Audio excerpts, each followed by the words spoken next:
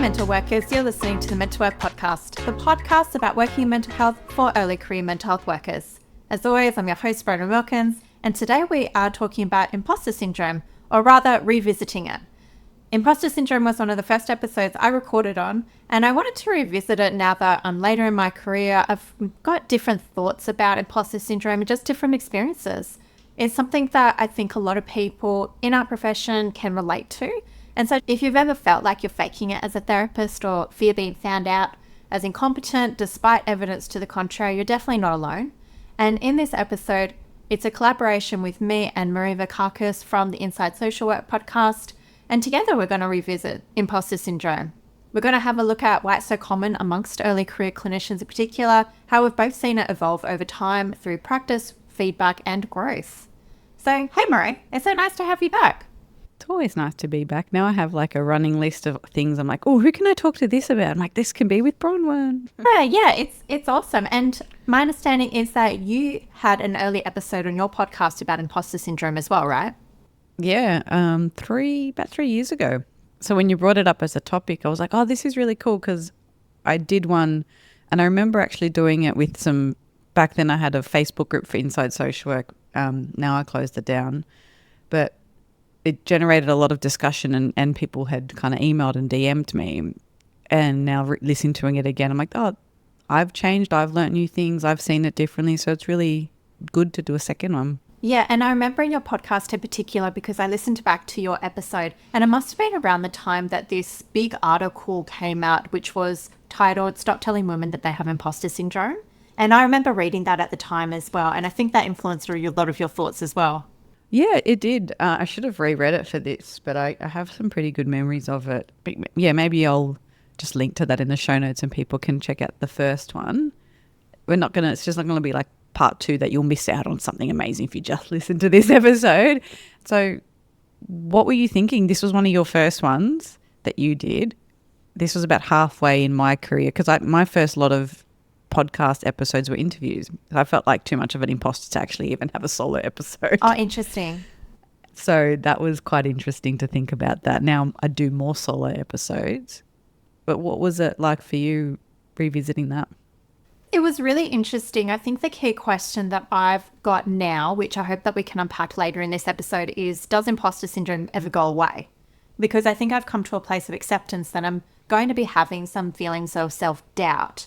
And it's not necessarily that that's pathological or a syndrome necessarily. It's just that those feelings and thoughts kind of hang around and are part and parcel of working in mental health.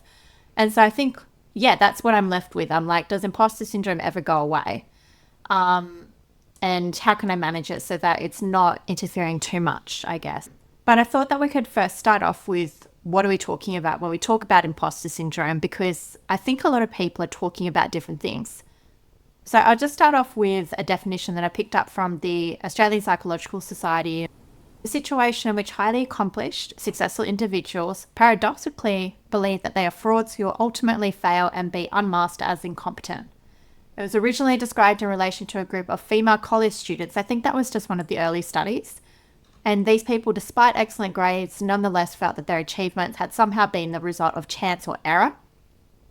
And in subsequent follow-up studies, men have also been found to be susceptible to imposter syndrome. There was a big uptick in the use of the word imposter syndrome when high executive women were examined, and it was found to be amongst those women. And I think it actually started out as imposter phenomenon by the researchers, and then it went to syndrome. Yeah, I think I mentioned some of that in my original episode, was the history of it. Yeah. And the original studies, imposter phenomenon. And then I guess now more colloquially it's been used, but maybe not always the most correct way. Yeah, I think it's used pretty broadly. So like some of the symptoms that I researched for imposter syndrome, which are commonly attributed to it, are persistent self-doubt. And that's how I think of it. I think of it as self-doubt. But other symptoms can be feelings of inadequacy despite objective success, emotional exhaustion, low self-esteem, difficulty internalizing success. When people compliment you, it kind of just goes over your head and it's like, oh, that's almost like they don't mean it. That's luck, or I shouldn't have gotten this. It's just opportunity, right place, right time. Shame or guilt over your achievements. And I guess some thoughts might be like, any moment now they'll realize I don't belong, that there's something wrong with me. If I make a mistake, it proves I was never good enough to begin with. And some of the behaviors might be overworking or over preparing to compensate, avoiding challenges, procrastination. So I guess like what I'm thinking of it as is chronic self-doubt that might interfere with, I guess, your values and your life that you want to lead. So it causes you to go into these behaviors which you hope will compensate for the beliefs that you're going to get found out or there's something wrong with me. But actually it makes things worse in some cases. What have you come to know imposter syndrome as? All of those things came up in the original research I did around imposter syndrome being marked by self-doubt, inadequacy, not feeling good enough. I guess it's kind of the same. Low self-esteem. The shame and guilt didn't come up originally. But I wonder now if it's used, it's kind of like saying, oh, I'm a perfectionist. Or I wonder if it's just used really flippantly as a way to mask some of these more vulnerable things. I think that's a really good question. And I would almost certainly say yes. I think as a society, it might be more acceptable or comfortable to say, oh, I've got a bit of imposter syndrome, rather than this thought of there's something fundamentally wrong with me. That feels a bit more vulnerable to share. Yeah. The thought that comes to mind for me is, I don't know how it is in other countries, but we have a really big thing with tall poppy. And so if you're trying something new and you kind of are nailing it and you talk about it, it seems braggy. So people don't want to hear that you're arrogant. Like it comes across as, oh, I don't want to be arrogant, or I need to be humble. And so even if you did nail something or you did really good at it, I think as a culture we discourage that as being boastful or arrogant. So it's easy to say, oh, but I still feel like an imposter. But when we break it down to those feelings, they provide a lot more clarity into what's actually happening. Like, I don't feel competent in this moment, or I haven't had enough feedback to feel like I know my skill level. So if we break it down into the different feelings, I think that's a lot more helpful. But I was going to ask you, how do you link this to some of the schema work you've done? Being really kind of into schema therapy, where does this lie? And for people who don't know what schema therapy is, look it up. It's amazing. Bronwyn and I both love it. Yeah. I'm thinking unrelenting standards. Yes, well, absolutely. So, I mean, schema therapy in a nutshell says that we've had childhood experiences where our core needs were unmet or frustrated chronically or big enough to cause these beliefs about ourselves like I'm inadequate, nobody loves me. And then that causes us to also engage in behaviors to try and compensate or get away or avoid those beliefs, which might help us have survived in childhood. Let's say that you think you're defective and you don't think that you can get enough attention, so you overcompensate and be perfect. Might have helped you get mum and dad's attention when you're a child, but as an adult, it might cause you to burn out chronically. So some of these things can show up. So I'm thinking definitely unrelenting standards. So that's when it is what it sounds like. It's just like nothing is ever good enough. The goalposts always shift. And then the other one I was thinking of was defectiveness, which is there's something wrong with me. And then how you act, you can overcompensate or surrender. And so how might that show up? Let's say we're talking about a therapist in any of the disciplines, whatever pathway you've gotten there, it's 4 to 6 years, somewhere along the lines, to sit in front of a client for your first client session. They walk in the door, or even in the preparation for your first day. How might it show up if you've got unrelenting standards and you feel like you're an imposter? If you've got unrelenting standards and you feel like you're an imposter and you're surrendering to that, that means that you're fully internalizing the belief like I'm not meant to be here. Let's say a client gives you praise and they're like, that was a really great session. I really enjoyed how you listened to me in that way in this session. For a therapist with that, it would just be whoosh. It goes over your head. It doesn't land on you. You discount it. So you're like, oh, they didn't really mean that. Or like, you just don't feel it. It's like, that didn't mean anything. I'm still an imposter. So no external evidence to the contrary makes a difference or a dent in that belief. Which is really sad. So like you might not go for promotions or other job opportunities because you're like, I am going to get found out. I am an imposter. I don't deserve to be here. And if you overcompensate? That would be, I'm guilty of this. It's like if you ask me how imposter syndrome shows up for me, it's not terrible. It's not interfering. But I'd say previously it would be working 24/7 to make sure that no one ever finds out that what you think of is unworthy in yourself, that nobody sees that. And because I can learn quite quickly, it's a double-edged sword for me, because I can learn quite quickly, so I can actually be like, okay, I'm just going to fake it to my make it. I'll just work for the next 24 hours to make sure I read this book, and I've got the textbook in my head now. I'm good.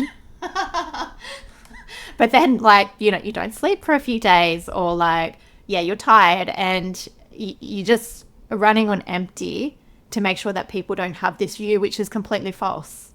What about for you, Marie? Like, is imposter syndrome something that you even relate to, or is it not like on your radar?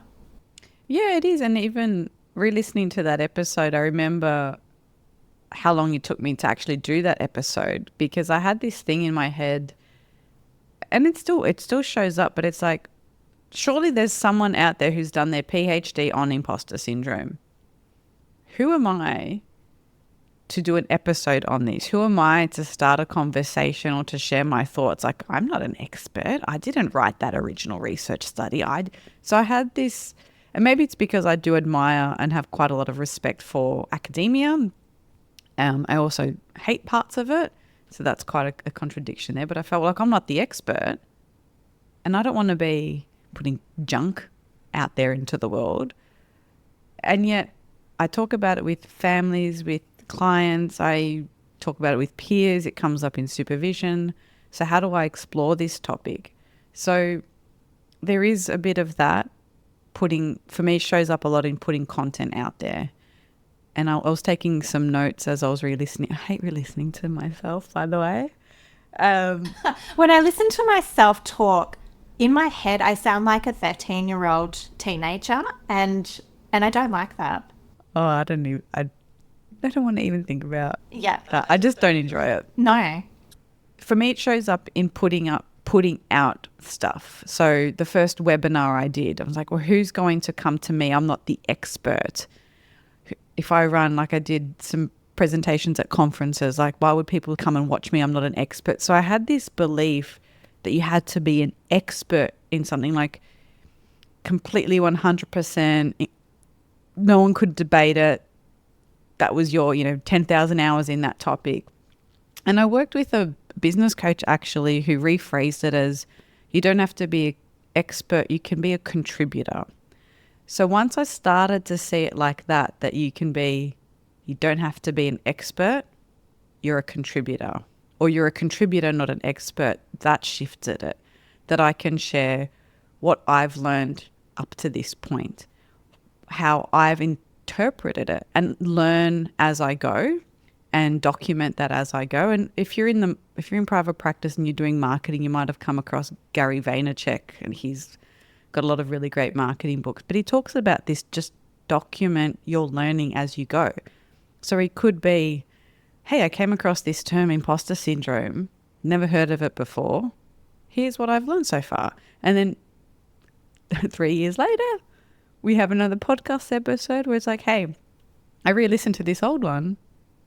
These things still remain true, and I've learned some new stuff. So it does still show up for me. It's less around feeling like an imposter, and now I can separate it into those smaller feelings. Like, do I feel unprepared, or do I feel inadequate, or am I intimidated? So I've got a capacity now to unpack that and look a little bit deeper and understand the nuance around what that looks like for me in different situations. Am I scared of criticism? Am I scared of saying something controversial? And I'm getting a little bit better. It still doesn't go away of, if I say something, someone's like, well, that's incorrect. Men also experience imposter syndrome. You're right. I'm really sorry. I didn't think about it. That just shows my own internal bias. And then I can add that to my knowledge bank and update that. But it's scary, because some people can be really mean, and therapists, I don't know why, but can be really, really ruthless with other therapists. And they go straight for the jugular, like, that is unethical, and really hardcore stuff, right? And it's like, there will be a blind spot for you 100%. Get off your high horse. 100%. So yeah, that's sort of how it shows up for me. There was 2 points that I wanted to bring out there. First of all, I love that reframe around, I don't need to be an expert, I can contribute.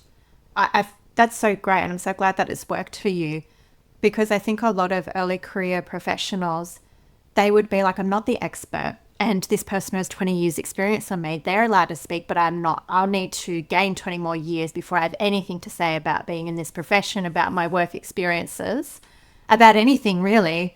And yeah, I think that's really sad. So I think reframing that as I can make a contribution with what I've learned so far is so valuable. And then the second thing I wanted to pick up on was how specific you're getting about your feelings, because I think imposter syndrome, if you just say to yourself, I've got imposter syndrome, it's almost like a non-specific term to refer to a bunch of potential feelings and thoughts.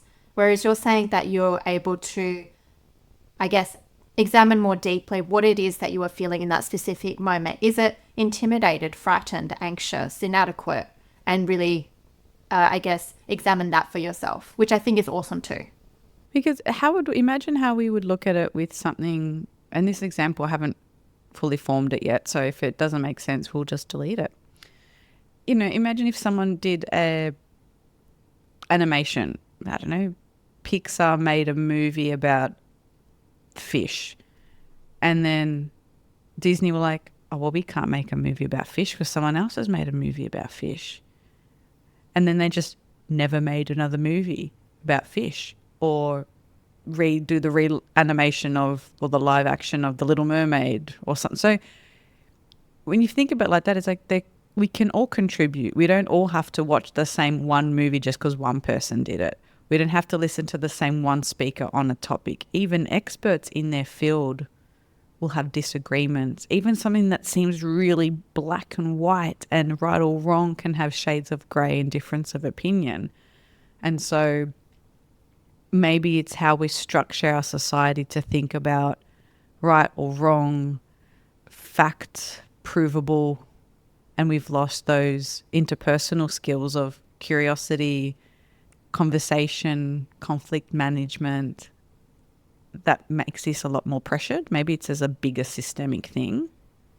Yeah, I think you're onto something there, and I would agree. I'll relate it to an article I read in preparation for this, which was talking about how imposter syndrome can be thought about, or maybe mainly has been thought about, as an individual trait. It's like you've got a tendency towards imposter syndrome, and there's something about you that's leading to that. The study I looked at how the structure of workplaces can fuel imposter syndrome. So this study specifically looked at the role of organizations. They used a survey to have a look at whether competitive work fuels imposterism, and they found that it did. So this was in 1,288 people. And what they found was that when organizations' work climate emphasizes competition, imposterism increases.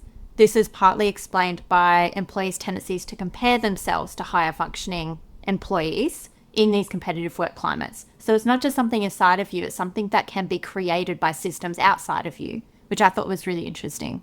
I had reflected on something similar. I don't think I read that exact article, but in my original episode I talked about if it's so common, then we have to think maybe it's a systemic thing. And that goes to, I think, what you're referring to in that article. Is it how we talk about progress? Is it how we give feedback, give compliments, structure learning and growth? And I think we've touched on deliberate practice before, but if you're coming at it with a model like that, that's a lot more structured and gentle, but also fluid and flexible of bringing in, how do you do this bit? And look at sort of components of your work, which is so different to how you are tested and quizzed in order to get to this point in your career. So social work doesn't have those sorts of exams. It's a lot more essay-based and oral presentations and that kind of thing. So unless you do psychology and you have to do statistics or you have an elective, we don't have that same kind of pressured exam-based learning. Well, it didn't at the time. Maybe it'll change now with people using AI for essays. So there's a little bit of a difference there, but you're trained still from school around grades, and the feedback is like, this is correct or incorrect. And maybe we don't have a culture of scaffolding learning in a way that feels supportive and feedback be constructive and that not be linked to our self-worth. I completely agree. And I think that is really sad, because I agree that I think we lack the nuance there. And I completely resonate with what you were saying before, that sometimes when we put ourselves out there, we may get nasty comments that are just like, you're being unethical. Who do you think you are? What do you know? And that can really take a dent to our confidence and our willingness to do that again. And some of those, I guess, systems can be present in our studies as well. And as a consequence, we might internalize that harsh feedback, and that becomes our voice. I should have done better. I expect to hold myself to maybe an unreasonably high standard all the time. I was thinking about the individual words and how this can come up not just in the workplace, but I've seen even parents sort of say, I feel like an imposter, or who am I to do this? And I wonder if that speaks to a similar thing of maybe we don't have enough conversations about the journey, the struggle. We share the highlight reels. People might post on LinkedIn their most recent, I don't know, degree, certificate or something. And so instead of it feeling like I'm an imposter, maybe we're actually saying, I don't have role models of this. I'm not sure if I'm on the right track. Do other people find this hard? Am I the only one? So there's a deeper level of reflection there. Yes, I was just thinking when you said that, I get really triggered on LinkedIn when I see people post their latest research article, because I've currently got 3 under review, and they've been under review for about 12 months now.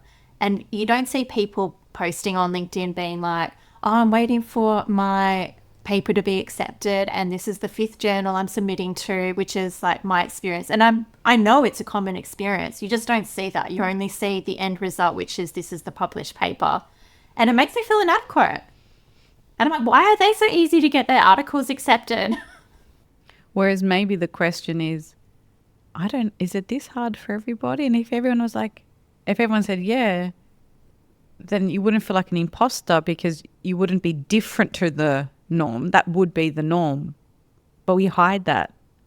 I wanted to bring up another dynamic when we're talking about, rather than imposter syndrome being individual, the systems around us can influence it. And I wanted to just talk about this in relation to racial and ethnic minorities and people of diverse characteristics, in that there are some environments which are openly hostile or have microaggressions towards people who are of diverse culture, language, disability, and other characteristics. And I think absolutely it's so understandable that you would then be fearful that they're going to tell me I don't belong here, because you feel like you don't belong. And I'm not saying that would happen for everybody. And as a white person, I don't have the first person insight into these experiences. But from what I've read of the research, this does seem to be a thing that happens amongst minoritized populations. Yeah, that came up when I was doing research too. If we break it down though, and you have some awareness, maybe it's not I feel like an imposter. Maybe the reality is I recognize that I'm marginalized and I have to work my butt off to even get noticed. So even then, if we start to break it down, imposter is almost like I'm going to be found out that I'm fake. But it's breaking that down. I can see that maybe we didn't have a good enough way to explain or capture what this means, imposter syndrome. I don't know what the psychometric testing or what quizzes was done. But if you break it down to a marginalized group, or if you look at intersectionality, then maybe it's I can see that people doubt my capacity to be here. I don't feel comfortable that they think I'm a diversity hire. This person did have a slightly easier path, and I feel like I have to work harder. So there are some, maybe it's not even that it's different to imposter syndrome, but we really could nut that out. And I think the imposter syndrome, the original research was 1980s, I think. maybe 70s. so the 70s. So I'm not sure if in the mainstream like it is now, we necessarily have some of the language that maybe we feel comfortable with now. For example, the word microaggressions. I'm not sure if that was used widely back when this original research was happening. So it might have been labelled as imposter syndrome or phenomenon early on for people from minoritized populations, but now they may be able to say, actually, I'm experiencing microaggressions from colleagues. It makes sense that I experience these feelings and that I'm thinking this way. How we would use this in our context is if you're working with a client and they say, I feel like an imposter, use some of these words that we've been talking about and try and be curious and unpack that. What do you mean by that? How does that show up for you? Like, don't just let it fly by, because underneath that could be some of their core schemas. It could be that defectiveness. It could be that perfectionism. There could be, I'm just looking at the highlight reels of other people's achievements. So that in itself could be a whole piece of work. You can explore intersectionality. You can explore a whole range of different things if it's for yourself as a early career or anywhere in your career. I don't think it hasn't gone away for me. I've just got a different understanding. Yeah, I definitely, maybe to bring a different aspect to this, I was going to ask you next about how do we distinguish healthy self-doubt to paralyzing self-doubt? Because my understanding has evolved to like, it does serve some protective function for me. I don't feel good if I am overconfident. And that comes from, I remember reading research really early in my career that people who are too overconfident miss things. And I don't want to become that clinician this fictionalized clinician that I hear about in their later career, who they have a patient and then the patient is like, I didn't feel heard or seen, because the clinician, even though they're really experienced, wasn't really seeing them or their experiences. And I don't want to become that. So I don't want to get too overconfident. So I do feel like self-doubt feelings help me to an extent. But that's all feelings. They are signposts for what's important. They are giving us information. Anxiety can be functional. If it didn't exist, we wouldn't survive as a species. There is, at some point in history, all of these things helped us evolve. Looking at situationally, how much is it impacting you? Because, and I was reading it in the book, Think Again. I love Adam Grant's writing. If you're anywhere in your career, Adam Grant's stuff, he's an organizational psychologist. He's brilliant. And in his book, Think Again, he talks about cultivating this skill of being open to being wrong, and how that in itself is a skill, and being able to learn new things and accept that you don't know it all. And that can take the pressure off, because having some of this imposter syndrome might mean that you are open to questioning things. You're curious about a different perspective. You might be open to reading a bit more. You might not get to the point where you're like, you know what, I know everything about adolescent mental health because I have done this, and this. I've done my 10 years. I'm an expert. It keeps evolving. It keeps changing. New things will come. So he's reframed it as maybe it's not a bad thing, and maybe some people would benefit from having a sprinkle of this in their life. Again, such a really good reframing to bring up. I really love that, because I wouldn't want that to go away for me. I think it's really important in therapy work with clients to be open to the possibility that you are wrong, because it's important for clients to be able to discuss that with you. And it's so important to be able to learn from our clients. I don't want to be in the position where I think that I'm the expert and know everything, because then it'll stop me learning from my clients, and they are great teachers as well. So yeah, it's really healthy in that respect. Well done. But in therapy, maybe it's a difference in different modalities, but if you're very sort of psychometric testing, diagnosis, structured intervention, you might not work this way. I would work now from more of a position where, even if I was an expert, Like sometimes people will say, well, what do you know? And I feel like turning around and saying, well, I have this degree, I've done 10,000 hours of whatever. But now I know, because that was the dream.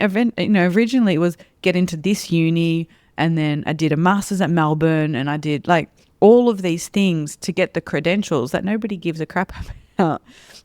But that wouldn't even evoke a response for me. I could actually say, tell me why that's important to you. And so that has nothing to do with proving anything.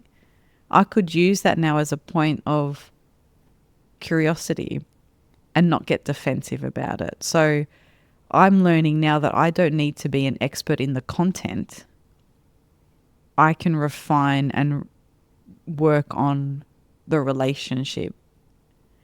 And if you build that in friendships, build that within a network, you get a little bit of grace if you make a mistake. You can repair.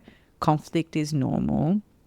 And so in a counselling room now, if someone poked me and they're like, I had someone recently bring to me some traits of OCD, so them really intrusive, very disturbing thoughts, and we're unpacking it, and I was like, I actually don't know a lot about that. I could sit there and quickly Google it and chat GPT it or something, but I was like, I don't work a lot with OCD.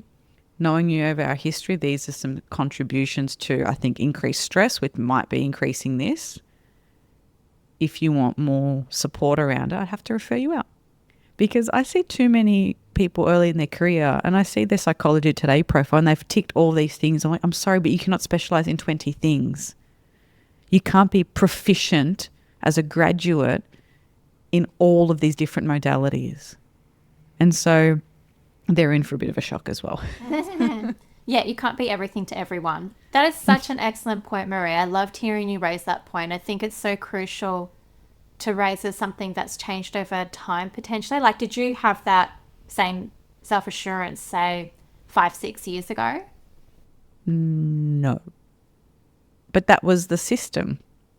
And so where I found this was, and now that you ask it, it's having my brain explode with ideas. Moving into my first therapy role, no.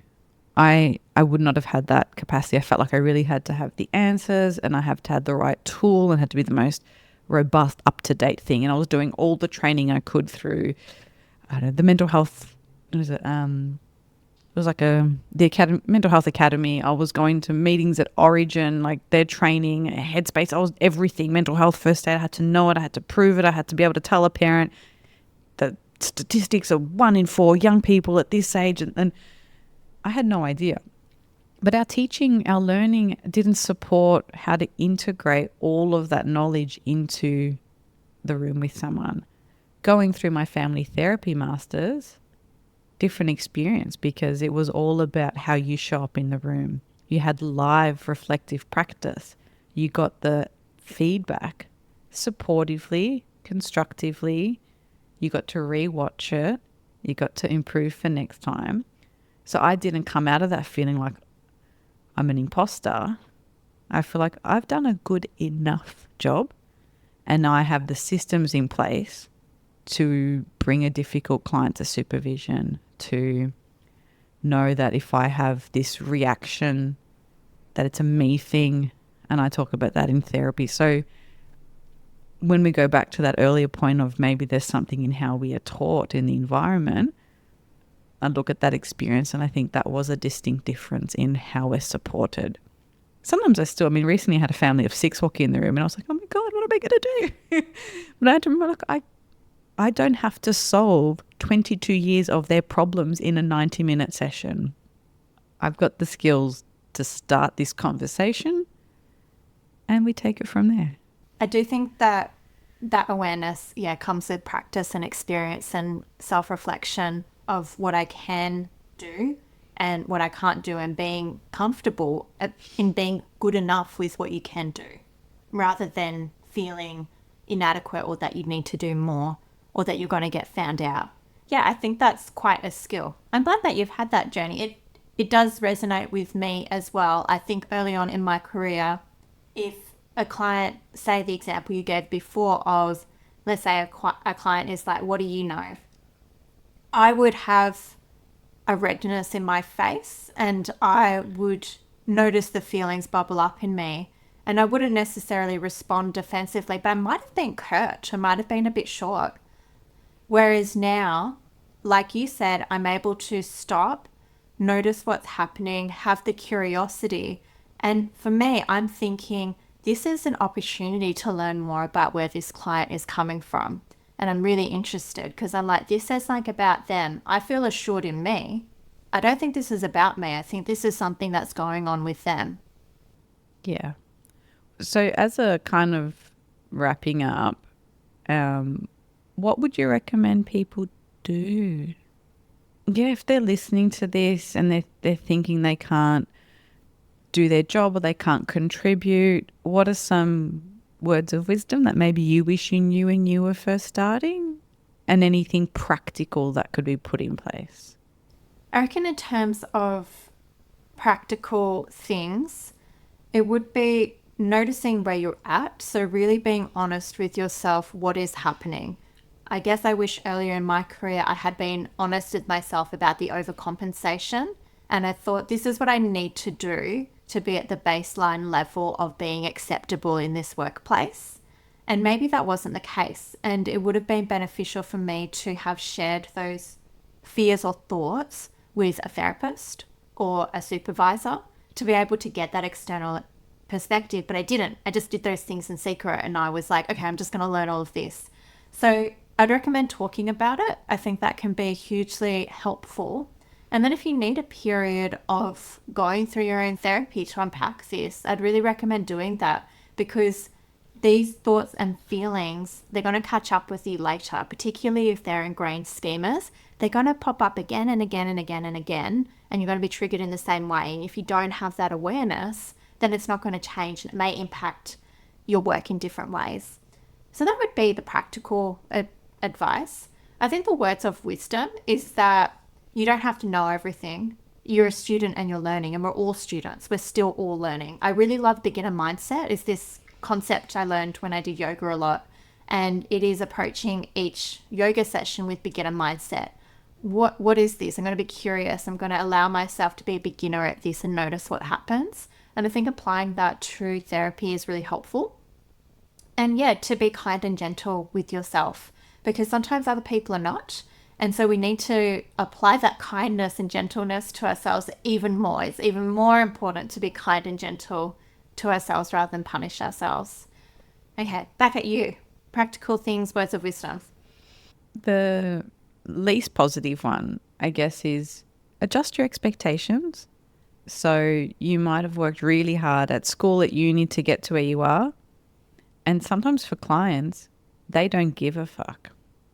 They do not care what grade you got, what uni you went to, especially in sort of community health or in case management roles, or even sometimes hospital roles. They are coming to you at their most distressed, and sometimes the help they want you just can't give. And they don't care. And it's not about you. That's the system. So there might be about adjusting your expectations about what you think you can provide, how much you think you can help, how quickly you can do that, because some of it's just not possible. And so that would be the negative, the most negative thing is you might have to adjust your expectations, but be okay to be new at something. Like I started this week. So depending when this comes out, it'll have been a while, a beginner's painting class. And I was like, far out, as an adult, I'm trying to learn something new. I haven't really done any formal art classes since high school. I've done the odd life drawing. I'm going to suck. I'm going to do this. And actually, I was the youngest person there by far. And that was actually really nice that there were all these women, mostly retired, and then me, who were like, I used to love doing this in school and I gave it up, or I couldn't make a career out of it, or I've always wanted to be creative. And so I'm going to learn how. And so being okay to not know, not to be an expert. If I paint something, of course I'm going to feel like I'm an imposter. Like I think I remember I showed you one of my first paintings. I thought it was great. Yeah, I think it's behind me. You could probably see it as we talk. But anytime I try a new skill, like when I did EMDR and had to practice on my first person in a role play and on the first client. And I know for some people that can feel really hard because it's a very distinctly different way of running a therapy session, doing the bilateral stimulation, the finger movements, that they get terrified. It's like, well, I should be perfect at this, because they know what good looks like. Maybe they saw it and they say, well, I'm not that, so I must be shit. And there's a whole bunch in the middle. So be okay with not knowing, with learning, with starting out. Maybe sit with the feeling long enough to figure out what's underneath it. Is it inadequate? Is it just nervous, anxious, intimidated? And then the self-compassion. So maybe try the Kristen Neff self-compassion quiz. If you Google it, it's very good. But that might give you a bit of an idea of how harsh you're being on yourself, because your inner voice is probably so much meaner and harsher than what you would say to someone you loved out loud. 100%. That sounds like it's a good place to wrap up. I really enjoyed this conversation, this revisit to imposter syndrome with you. Same. And we'll put links in our respective things to some of those resources, the old episodes. And I'd love to hear from folk, because this is a topic that comes up a lot with my mentees and when I've had students on placement, or whenever I connect with sort of people really starting out. And I'd love to hear what people are kind of thinking about this take on it. Yes, absolutely. So if you found this episode helpful, do share it with other people as well. With podcasts, the best way to get it out there is to put it in somebody's ears, send them a link. And it also helps people find the podcast if you leave a rating or a review. So do that. Thanks for listening. I've been Bronwyn Milkins. Have a good one and catch you next time. Bye.